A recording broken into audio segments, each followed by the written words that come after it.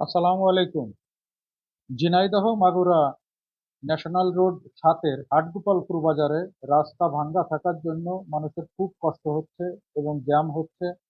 এর জন্য অনেক স্টেক হোল্ডারই দায়ী আছে। যেমন এখানে রাস্তার একেবারে পাশ ঘেঁষে ফুটপাতের দোকানগুলো বসছে, যার কারণে সমস্যা হচ্ছে। আর দেখেন মোটরসাইকেল বা অন্যান্য যানবাহনগুলো উল্টা পথে যেয়ে সামনের গাড়িগুলোকে আটকায় দিচ্ছে।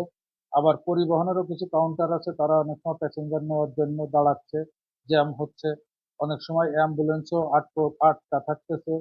এই বিষয়গুলো মাথায় রেখে অবশ্যই খুব সচেতনভাবে সমস্ত স্টেক হোল্ডার অবশ্যই রাস্তার পাশ থেকে ফুটপাতের দোকানগুলো উচ্ছেদ সহ আহ, নির্দিষ্ট স্টেক হোল্ডার যাতে রোডটা তাড়াতাড়ি মেরামত করা যায় সেই ব্যবস্থা করতে হবে এবং চেষ্টা করতে হবে বাইপাস কোনো সড়কের ব্যবস্থা করা দ্রুত।